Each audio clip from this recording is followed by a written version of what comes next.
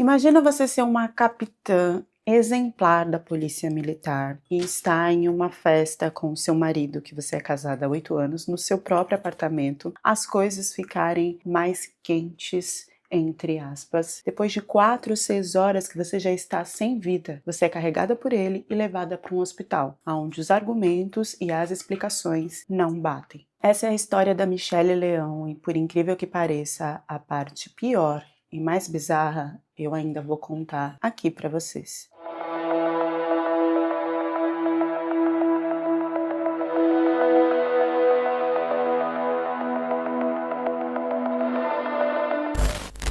A gente via que era uma relação muito conturbada, né? Em alguns momentos ela parecia ser super tranquila, a gente às vezes quase não percebia nada de anormal, mas quando era quando deixava essa tranquilidade era muito além da realidade. Né? A gente observava muitos gritos, desrespeito da parte dela não, dela, para falar com sinceridade, eu nunca ouvi nenhum grito dela, nenhuma voz dela excessiva. Mas no caso dele era muito grito, desprezava ela demais, porque a gente ouvia palavras de muito desprezo. Antes de começar a história, eu peço perdão aí pelo meu sumiço. Nesses dias eu estou conciliando a vida de atriz com a vida de youtuber. Vou deixar aqui no comentário fixado o link do meu comercial da Bis que saiu para quem quiser assistir. E já quero começar essa história dando informações tanto da Michelle como do marido, porque eu acho que essas primeiras informações de dados já traça de uma forma melhor o que aconteceu. Outra coisa também que eu acho importante deixar aqui é que os dois são da polícia militar e sim, nós temos pessoas humanas na polícia militar que erram, mas que isso não fique aqui taxado como todos os policiais são assim, como eu também falo isso nas histórias dos pastores que eu trago aqui, todos os pastores são assim, né? É importante a gente, além de especificar o cargo da pessoa, deixar claro que são seres humanos. A Michelle, então, tinha 41 anos e era capitã da Polícia Militar de Minas Gerais. Formada, bacharel em Ciências Militares, ela trabalhava então na corporação desde 2010. Também tinha especialização em docência no ensino superior e formação complementar em direitos humanos. Ela tinha uma carreira brilhante, era uma mulher exemplar, de referência para os outros. E quando a gente coloca a mulher nessa área da polícia militar, que a gente sabe muito bem que a maioria é atuada por homens, a gente já cria a imagem de uma mulher muito determinada, forte, corajosa. E a gente fica ali orgulhosa, né, das conquistas dessa mulher em um espaço que na maioria das vezes não é aberto, e não é nem que não seja aberto para a mulher, mas que se tem uma visão maior de homens trabalhando, né? Eu acho super importante as mulheres aí ocuparem esses cargos, estudarem, se esforçarem para isso. Então, independente de como a Michelle era na vida dela pessoal, já se cria aí uma imagem de uma mulher forte, empoderada, que tem ali, né, que ditar regras, ditar ordens e que se tem uma hierarquia de respeito sobre a fala dela, sobre as ações dela, tanto no trabalho como fora, né? Quando a gente vê ela ali com o uniforme, a gente cria essa imagem e isso é real. Só que infelizmente não é o que se passa pelas informações que temos na vida pessoal da Michelle. Eu acho muito importante a gente falar aqui também que a gente tem aí uma quantidade de mulheres que foca nos estudos, na profissão, no crescimento dentro do trabalho, no crescimento financeiro, que não aceita desaforo ou então não para em qualquer desafio, e que temos um número aí de mulheres que, apesar de ter esse foco e essa determinação na parte profissional, quando chega na parte pessoal, quando se trata de relacionamentos românticos, essa força, essa determinação de escolha de sim ou não e de querer o melhor, nem sempre é trabalhado da mesma forma. Aquela mulher que é forte, determinada profissionalmente, alguma das vezes é fragilizada, sensível e não sabe dizer não na parte de relacionamentos românticos. O que eu tenho aqui é de informação que a mídia joga, então eu estou refletindo supostamente sobre essa parte da vida da Michelle. Então agora a gente vai trazer as informações aí do marido dela, né? Ela estava casada há 8 anos com ele. Em uma das notícias eu vi que ela tinha um filho, mas eu não consegui entender se era desse relacionamento e que ela era ali super focada no filho. Mas foi só em uma notícia, nas outras notícias não tem nada sobre filho, então não tenho aqui como firmar isso para vocês. Bom, o Eduardo Abner Pereira de Oliveira tem 37 anos, ele ingressou na polícia em 2007 e foi aprovado por concurso público em 2009. Você tem a informação de que ele foi desligado da corporação depois de uma análise profunda e depois de um tempo teve então a reintegração dele à corporação. Diferente da Michelle, o histórico do sargento, ele é cheio de furos, se é que eu posso dizer assim. Primeiro que ele foi apreendido por porte de arma ilegal quando ele era menor de idade. Em 2015, ele é reintegrado à corporação. E depois de ser reintegrado, em 2023, ele vai ser preso por causa de um acidente de trânsito, que ele abandona ali no acidente toda a situação. Isso só acontece porque ele é rastreado aí pela polícia militar, entre outras decorrências aí disciplinares que acontecem. Ele tem registros ainda de violência domésticas com 2 ex-mulheres, uma em 2014, quando ele ainda não tinha voltado a atuar na corporação, e outro registro em 2016. O que a gente vê então é uma vivência dele desde menor até se tornar policial, conseguir um cargo melhor, sair e voltar, enfim, não importa em que situação ele esteja, sempre tem alguma ocorrência de um caso que eu diria que grave sobre o Eduardo. Óbvio, isso não dá para direcionar a vida toda da pessoa aqui, mas por essas informações eu diria então que nesse momento eu vejo a Michelle e o Eduardo como água e óleo. Né, não se misturam, só que pelo contrário, eles se misturam, né? Eles se casam e vivem esse relacionamento por 8 anos. De acordo com a família, era um relacionamento muito conturbado, um relacionamento onde se tinha excessos da parte do Eduardo e que o tio, o pai, enfim, várias pessoas da família deixam claro que eles já tinham pedido para Michelle largar esse cara várias vezes. Se tem conversas de amigas com registros onde a Michelle mostra aí fotos de marcas no corpo, né, de confronto físico mesmo da parte do Eduardo. A família ainda deixa claro um relacionamento embasado em controle, humilhação e abuso.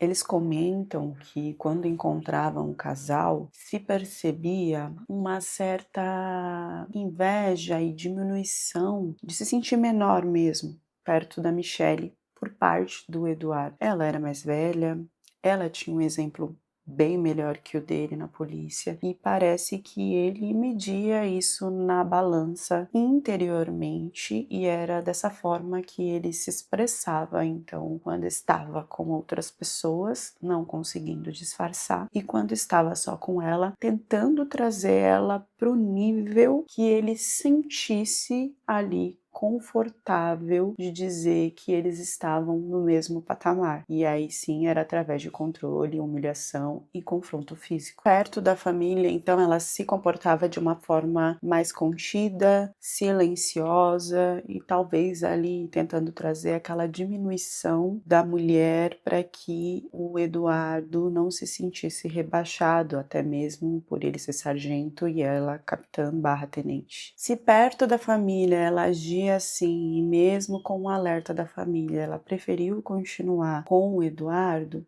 a gente vê aí então que ela estava disposta, e a gente não sabe até onde, a aceitar esse relacionamento dessa forma. E é aí que vem outras questões que faz com que a gente fique cada vez mais com dúvida de até onde ela gostava do que acontecia nesse relacionamento ou até onde ela aceitava para continuar na relação. Por dependência, por sentimentos, aqui a gente não tem como julgar mais, já que a Michelle não está mais entre nós. Fica só a reflexão. O modo de vida que os dois não apresentam, então, publicamente, pelo menos para a família e no trabalho, é outra coisa que deixa tudo mais perdido ainda. Porque de acordo com relatos, a gente já tem no início do vídeo o síndico falando. Eu vou deixar aqui uma outra parte do mesmo áudio, da mesma entrevista, do síndico falando para vocês também que a vida deles, ele coloca como casal, era frenética, no sentido de sempre darem festas num condomínio onde se tem ali a lei do silêncio, não se pode ultrapassar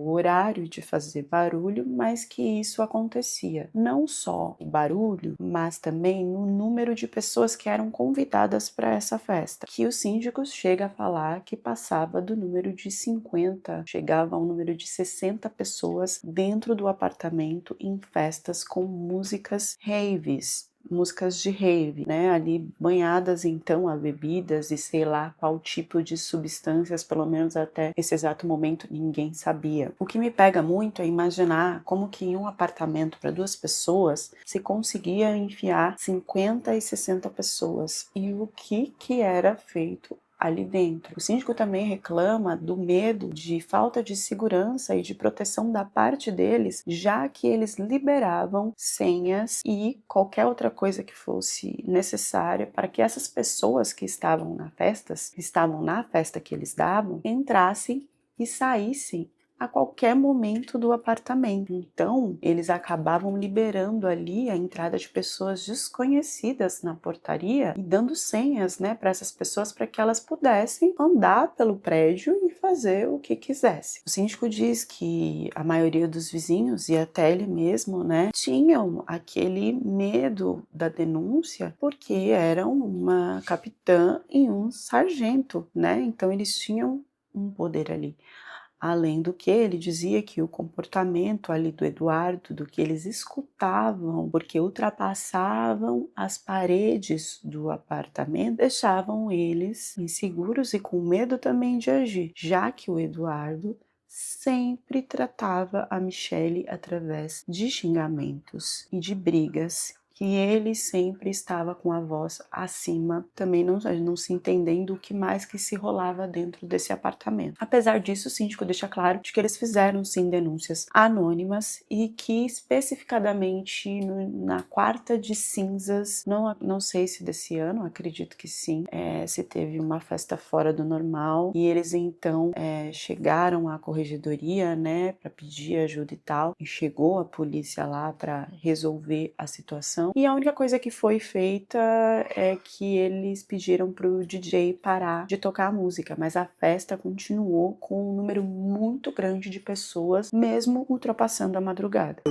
E a gente já, aqui no próprio prédio, a gente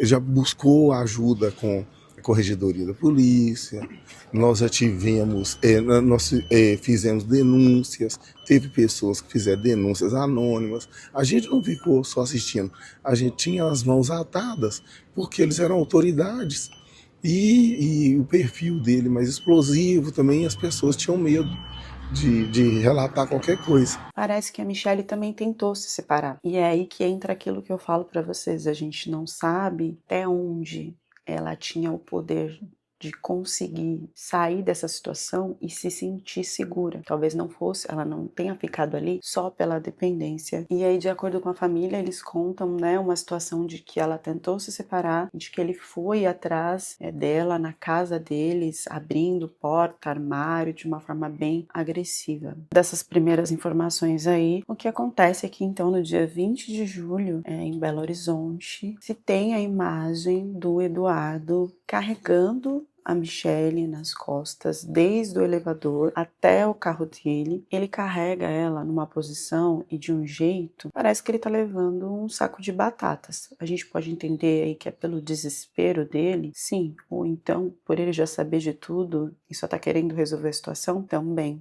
Ela se balança bastante, braços e corpo, até pelo balançar dele, né? Então a gente vê que ela já não tem mais vida. Todo mundo percebe ali que não se tem muito mais o que fazer. Ele sai desesperado, sai com a porta do carro, uma das portas do carro aberta. Do lado desse carro tem o carro de uma convidada da festa, né? E esse carro ele fica lá o tempo inteiro. Estava acontecendo uma festa antes dessa imagem que a gente tem do Eduardo. Eu vou deixar um pedacinho aqui para vocês. E o que acontece é que ele chega no hospital e explica para os médicos que se teve uma festa, tal, mas que ela teria caído da escada e teria batido com a cabeça, alguma coisa assim, mas pensou que não era nada grave e não quis ir até o hospital por não querer se explicar sobre as festas, bebidas, então para preservar ali a imagem dela do que tinha acontecido nesse dia de festas e substâncias. E aí ela foi descansar e quando ele viu, ela já não estava mais respondendo aos sinais. Me pega muito essa parte dele falar sobre a Michelle se preocupar com a reputação e tal, porque o condomínio inteiro que eles moram já sabe da reputação dos dois. Então fica contraditório, né?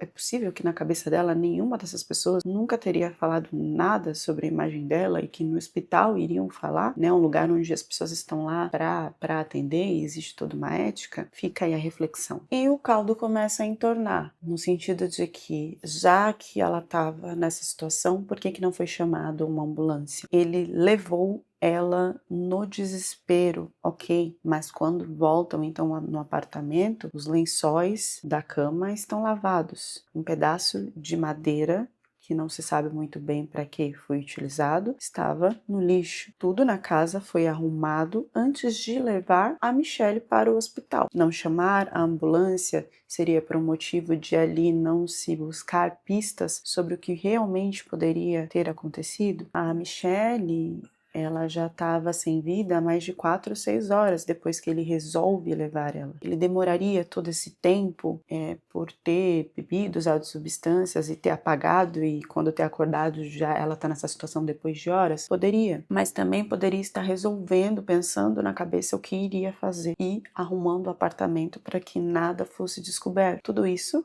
são suposições, deixando bem claro, já que nada foi julgado e não tem como a gente bater o martelo sobre. Bom, os médicos então notam que a Michelle ela tem marcas pelo corpo como se fossem chicotadas. E aí, né, ele então muda para uma coisa de que eles eram um casal, e então ele resolve falar que isso é porque eles eram um casal que adotava a prática de BED, e eu tenho que dar espaço aqui para o vídeo não cair, SM, você sabe muito bem o que é. E então, que essa noite teria sido quente, né? Além da festa, teria ali tido práticas com chicó, corda e outras coisas, e que por isso ela teria ficado com aquelas marcas. E aí entra um outro questionamento meu. Eu fui ver um pouquinho sobre essa prática, e as pessoas, elas têm palavras, né? E existe um limite para você praticar isso na pessoa. Então, quando a pessoa fala é só até aqui, não são essas palavras que as pessoas usam, né? Mas como exemplo aqui,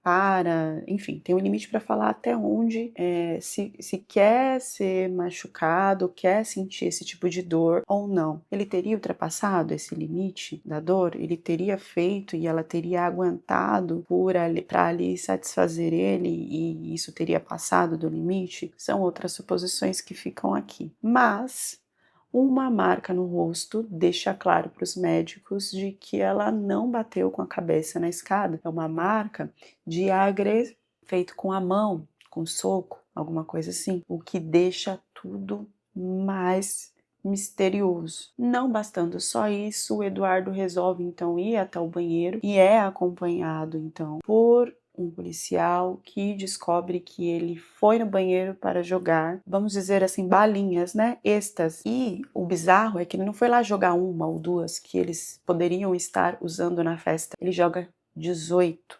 E aí começa o questionamento. Como que um sargento conseguiu 18 balinhas? Para isso, ele tem que ter contato com o tráfico. Ele tem que ter contato com aqueles que ele deveria estar trabalhando para que não existisse mais. E só por isso, então, que ele é preso. Ele não foi preso por já estar julgado sobre o que ele fez ou deixou de fazer com a Michelle, e sim pelas substâncias que ele estava tentando se desfazer para que não fosse descoberto. Eu não consigo imaginar aonde que poderiam ser utilizados e em quanto tempo poderia ser utilizado. 18 balinhas, 18 extra, eu não consigo imaginar. Era para mais pessoas? Era só para o consumo deles? Foi-se entendido que as roupas estavam lavadas, principalmente de cama, porque elas ainda estavam molhadas na máquina de lavar. Ou seja, esse tempo todo ele ficou lá na casa lavando roupa e não percebeu o estado da Michelle, ou ele estava lavando para esconder ali, né, o líquido vermelho, entre outras coisas. A gente tem depoimentos de vizinhos falando das brigas que eles escutavam e que eles meio que deixaram de se preocupar porque era sempre um alvoroço de gritos e barulhos, mas no outro dia eles apareciam bem. Então se esperava no outro dia que tudo estivesse bem. Até, infelizmente, aconteceu o que aconteceu. É importante dizer que tudo isso está no início. Então, a polícia está pegando todas essas informações que eu estou passando aqui para vocês para ser julgado. Não dá para chegar aqui e falar: ah, ele fez isso. Ah, aconteceu assim, porque são muitas pontas soltas que só vai dar para entender através da investigação da polícia. O que eu deixo aqui é para a gente refletir e pensar sobre. Pode ter sido um momento de briga aonde ele se excedeu, pode ter sido um momento quente aonde os dois se excederam, pode ter sido muitas coisas. Só que muitas das ações do Eduardo faz com que a gente questione, e também pelo histórico dele, né, de vai e volta em ações que nós gostaríamos que um policial não estivesse praticando. A defesa do Eduardo continua apurando os fatos e deixa claro de que ele é inocente, que ela realmente caiu da escada, que realmente o que aconteceu ali não foi culpa dele. Já a família da Michelle diz que não tem sentido o que ele falou, que não aceita e não acredita nesse tipo de prática aí, né, que ela poderia sim, gente, ter aceitado, porque talvez fizesse ele feliz, porque talvez desse uma apimentada na relação, um momento ali de liberar o estresse. Não sou a favor de nada disso, não acho que isso seria certo, mas tem pessoas que se sentem bem e tá tudo bem, a gente não tá aqui para julgar. Mas, de acordo com a família dela, eles não acreditam nessa versão e preferem confiar na versão que eles vivenciaram, que era sempre de brigas, de agressividade, de controle e de humilhação da parte do Eduardo. E você, o que você acha que pode realmente ter acontecido? A reflexão que eu gostaria de deixar é que nós mulheres consigamos achar a força de determinação, de dizer sim ou não, de seguir com uma coisa, como nós fazemos na nossa profissão, também nos relacionamentos. E ao mesmo tempo, eu não estou aqui para julgar o porquê que ela continua nessa relação e porque muitas mulheres continuam, porque nós sabemos que mesmo denunciando e mesmo fugindo, muitos homens ainda conseguem ir atrás e acabam terminando com as nossas vidas pelo nosso não. Então, é meio que ficar em cima do muro. Se você foge, você pode ser achada e ficar sem vida. E se você fica ali, você também pode perder a sua vida. Caso seja isso, independente de ser isso que aconteceu aí com a Michelle e o Eduardo, fica a reflexão de que limbo nós mulheres continuaremos dependendo da ação que um homem resolve ter sobre nós. Deixem as reflexões de vocês nos comentários e até a próxima história do canal.